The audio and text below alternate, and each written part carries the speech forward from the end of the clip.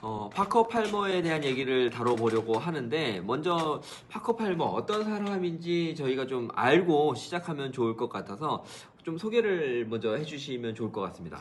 예, 파커 파머는 이제 미국에 영향력 있는 또 교육학자 중에 한 명입니다.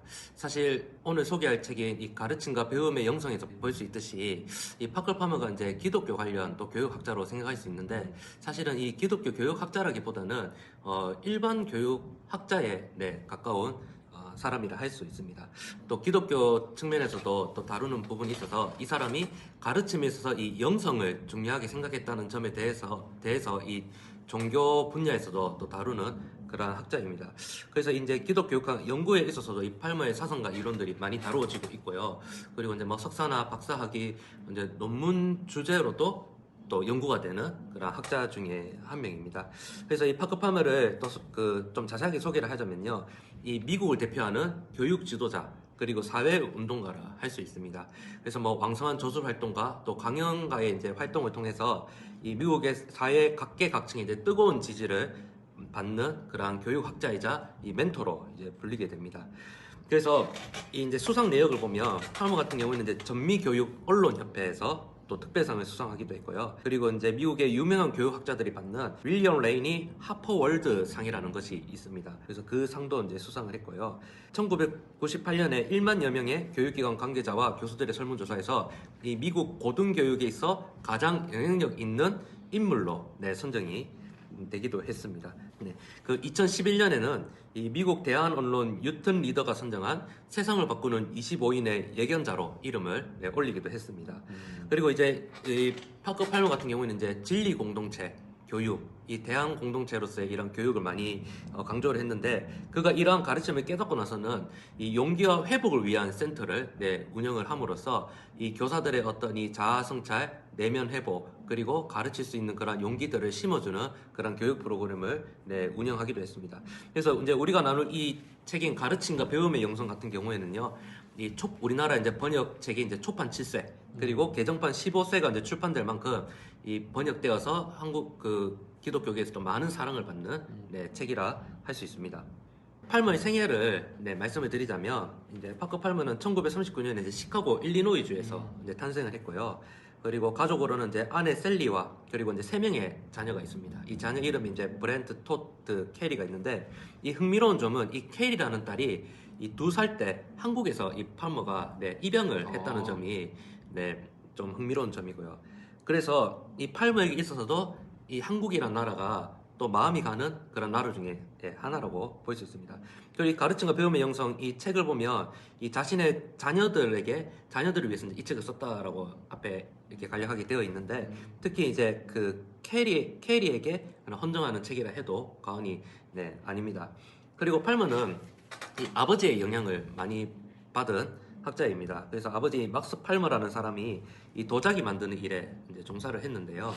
그래서 이 자신의 있는 그대로를 믿어주었던 그 아버지로부터 또 좋은 그런 영향력을 많이 받았던 것 같습니다. 그래서 팔머가 이제 자신의 그 인생을 회상할 때, 그가 이제 베레아 대학에서 1년간 방문 교수로 재직하던 시기에 이 아버지가 돌아가셨다고 합니다. 그래서 이때가 자신의 인생에 있어서 가장 힘든 시기였다고 할 정도로 그 아버지에 대한 그러한 마음, 그리고 사랑, 그리고 그런 영향력을 많이 받았던 것으로 생각을 하고 있습니다. 그리고 이제 우리가 팔머라고 하면 앞서 말씀드렸다시피 이제 교육학자로 많이 이제 생각을 하는데, 사실 팔머도 잠시 동안 신학 공부를 하기는 했었습니다. 그래서 이제 유년 신학교에서 신학 공부를 했는데, 그 신학 공부를 다 마치지는 않았고요. 이것이 이제 목회가 자신의 소명과 맞지 않다고 생각해서 이제 중간에 신학 공부를 그만두고 1962년에 이제 캘리포니아 대학에서 사회학으로 박사학위를 받았습니다. 그렇게 해서 이제 버클리 대학에서 교수로 이제 재직을 하다가 어떤 이 자신의 그러한 능력과 자질에 대한 어떤 회의감, 그리고 이 교육 현장에 대한 이런 부패와 오만, 그리고 이 부정, 이런 데에 대한 어떤 회의감, 그리고 어떤 이 사회의 어떤 이 문제들을 보면서 그것들을 묵인하고 회피하는 그런 모습들을 보면서 교수직을 그만두게 됩니다. 그러면서 자신이 이 사회에서 일어나는 그런 문제를 외면하지 않고 그 문제에 대한 의식을 가지고 어떤 이 행동을 취하는 것이 자신의 소명이면 이제 깨닫게 되고 다시 이제 조지타운 대학의 교수직을 수락하게 되는데 이마저도 이제 탈진 상태에 이르게 되면서 교수직을 그만두게 됩니다. 그러면서 이 팔머에게 인생의 터닝 포인트라고 해도 과언이 아닐 정도로의 하나의 이제 사건이 있는데요. 그것은 무엇이냐면 1974년에 이제 펜들힐 공동체라고 그 공동체에 들어가서 이 생활을 하게 됩니다. 그래서 자신은 이제 이 탈진을 했기 때문에 좀 회복을 위해서 이 펜들릴 공동체로 가게 됐는데 원래 1년만 있으려 했습니다. 1년만 있으려 했는데 무려 이제 11년 동안이나 그 공동체에서 생활을 하게 됩니다. 그래서 그 공동체에 머물면서 이 자신이 새롭게 이 자신 나름의 이제 교육적 패러다임을 이제 새롭게 해서 지금의 그 펜들릴 공동체의 그때의 경험이 지금 이 진리 공동체로서의 이러한 교육 사상을 그 기반을 마련한 계기가 되었다고 해도 네, 과언이 아닙니다. 그래서 이 펜들릴 공동체 이후로는 14년간 미국 고등교육협회에서 이제 수석으로 봉사하고 패처 연구소에서 이제 고등고문을 또 역임하게 되고요. 그리고 이제 1994년에서 96년 동안에는 이 가르칠 수 있는 용기라는 프로그램을 통해서 뭐 유치원, 초등학교, 중학교, 고등학교 교사들을 이제 교육하고 또 그들의 어떤 내면을 깨우쳐주는 그런 프로그램을 운영을 했습니다. 그래서 이제 이것들을 통해서 교사들의 이런 내면을 연결해주는 계기, 또 교사들이 재충전함으로써 다시는 가르침의 현장에 가서 또 그 일들을 감당할 수 있도록 하는 그러한 동기부여를 일으켜주는 일들을 했습니다. 그래서 1997년에는 이제 교사 형성센터를 설립하고 그리고 이 1998년에는 이 앞서 했던 이 프로그램의 이름처럼 가르칠 수 있는 용기라는 그런 책을 저술하기도 했습니다.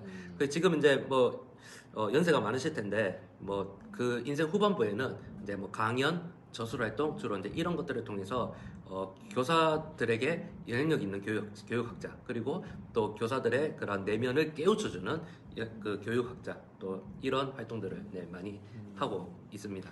그러면 그 파커 팔머 역시도 다른 사람에게 이제 영향을 받았을 텐데 어떤 인물들에게 영향을 좀 받았을까요? 그 가르침과 배움의 영성 책을 보면 이 파커 팔머가 인용하는 몇 명의 사람들이 등장합니다. 그래서 이제 뭐 간략하게 소개를 하자면 첫째는 이제 토마스 머튼이라는 사람이 있습니다.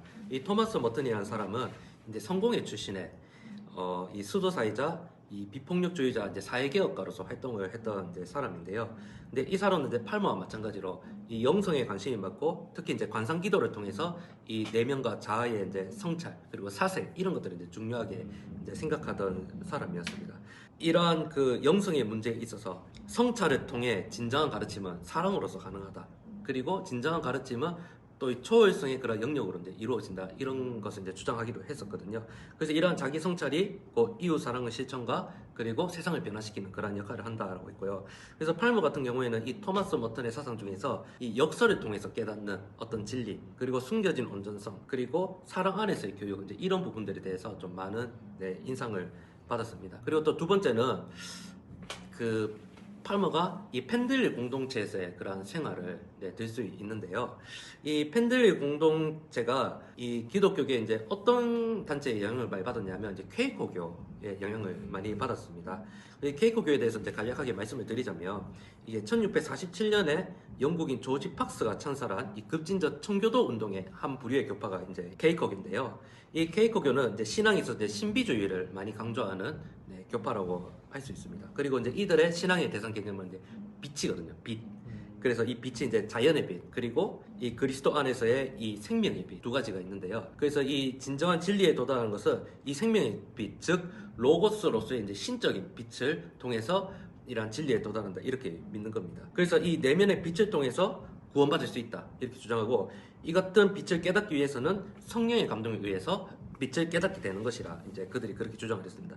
그래서 이제 이 빛을 깨닫기 위해서 이들이 강조하는 어떤 신앙적인 행위가 무엇이냐면 이제 침묵, 명상 이제 이런 부분이거든요. 그러니까 이 같은 그 내면의 빛을 진리의 빛을 깨닫는 자는 그 삶에서 어떤 모습을 나타내냐면 이 사회적 문제에 외면하지 않는 삶을 살아야 된다고 이제 강조를 하는 겁니다. 뭐 노예 문제라든지 옛날 같은 경우에 뭐 전쟁, 뭐 사형제든지 이런 것들 비인륜적인 것들을 이제 반대하면서 사회개혁을 추구하고 검소한 생활 그리고 형식주의적인 신앙생활보다는 이 내적 경험을 중요시 여기는 그런 것들을 이제 많이 강조를 했고요. 그래서 사실 이제 저희가 이 보수적인 개혁주의를 지향하는 이 교단에서는 사실 그렇죠, 이제 예. 케이커교를 별로 안 좋아하죠. 왜냐하면 그들이 말하는 그 내면의 빛, 이제 신비주의라는 것이 오로지 이제 그들의 어떤 이 내적 체험에 그 의존하고 있기 때문에 사실 이제 개혁주의 같은 경우에는 어떤 이 경건이나 영성이 이제 성경 중심, 성경에 의해서 이게 검증돼야 된다고 많이 보지 않습니까? 이제 그런 점에 있어서는 좀 이 개혁주의는 별로 안 좋아할 수 있는데 그러나 팔머가 이제 교육에 있어서 그가 이게 진정한 가르침의 본질, 배움의 본질, 그리고 이 인간의 어떤 이 존재에 대한 이 내적 탐구를 이러한 이제 뭐 묵상이라든지 그리고 이제 영성 이런 부분에서 강조했다는 점에 있어서 뭐 조금 이 신앙의 결이 다를 수 있다 하더라도 충분히 그의 교육 사상을 이제 한번 탐독해 볼 수 있는 네, 그런 계기가 될 수 있을 것이라 네, 생각을 합니다. 그렇죠. 저희가 사실은 침묵기도라든지 이런 단어 자체가 어떤 의미에서는 이제 거부감을 가지게 만들 수도 있는데 이 부분에 대해서는 이제 그 내용을 다루려고 하는 건 아니니까 이제 고려를 해주시고 들어주시면 좋지 않을까. 또 어떤 분들이 있을까요? 영향을 받은? 책을 읽으시면 좀 알 수 있는 분이 이제 헨리 나우엔이라는 분이 있습니다. 네. 그래서 이 팔머와 헨리 나우엔 같은 경우에는 이 팔머가 이제 진리 공동체를 만들기 위해서 이 펜들힐 공동체에서 이것을 실험하려고 했을 때 이 헨리 나우엔도 이제 여기에 이제 참여를 네, 했었다고 합니다. 특히 이 나우엔 같은 경우에는 이제 치유하는 영성 그리고 이제 환대 이런 부분에서 이제 팔머가 영향을 많이 받았습니다. 그래서 이제 나우엔 같은 경우에는 이제 그가 이제 인생 말년에 이 장바니에라는 이제 철학 교수가 세운 이 정신지체 장애인 라르치라는 공동체가 있었습니다.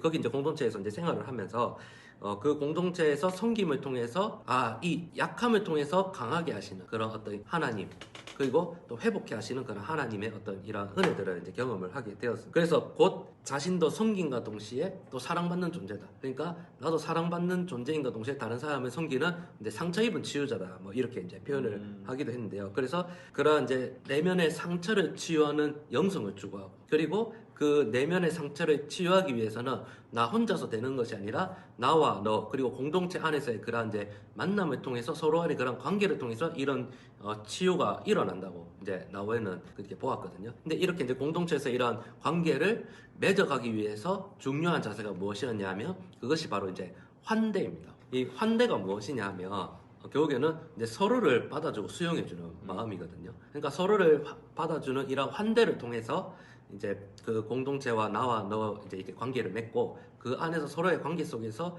이제 또 치유하는 그런 또 영성이 일어날 수 있다 이렇게 네, 보았습니다. 그리고 이 팔머의 책을 읽어보면 만남, 관계 이런 것들을 많이 강조하거든요. 네네. 네, 그래서 특히 만남의 부분에 있어서는 또 책을 보시면 이 마틴 부버의 이런 글을 인용을 하기도 합니다. 이 마틴 부버 같은 경우에는 이제 유대 철학자, 그래서 이제 20세기의 위대한 종교 사상가 중에 한 명이라고 하는데요. 특히 이제 이 마틴 부버가 주장한 것 중에 하나가 이제 관계 철학을 이제 많이 얘기를 했는데 이 관계 철학이 이제 기독교 사상에도 많은 영향을 주었습니다. 그래서 뭐 우리가 잘 아는 뭐 칼바르트나 폴 틸리, 뭐 라인호드 리버라든지 에밀 브루너 이런 사람들도 부버의 관계 철학의 영향을 네, 많이 받았다고 할 수 있습니다. 이제 이 부버는 이제 실존주의 철학을 중심으로 이 인간의 상실한 내면을 찾기 위해서는 무엇이 필요하냐?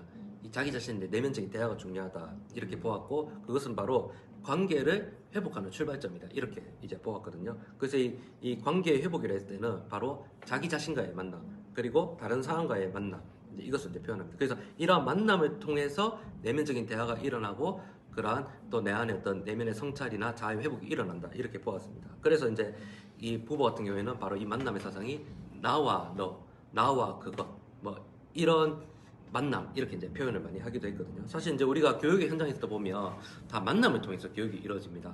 학생과 교사의 만남, 그리고 학생과 교육 내용의 만남, 그리고 학생과 가르침의 공간의 만남. 근데 이러한 만남을 통해서 이제 가르침이 일어나고 또 배움이 이제 형성되는 거거든요. 그래서 이제 팔머도 이제 보면 만남, 관계 이런 것들을 많이 강조하는데 이 부분에 있어서는 이러한 부부의 영향을 이제 많이 받지 않았나 생각을 합니다. 또 그 외에 뭐 간략하게 얘기하자면 마이클 폴라니의 이 인식론, 관계론적 인식론에 대해 영향도 많이 받았고 이 이제 인식론 이 부분에서는 이 폴라니가 무엇이라고 얘기했냐면요.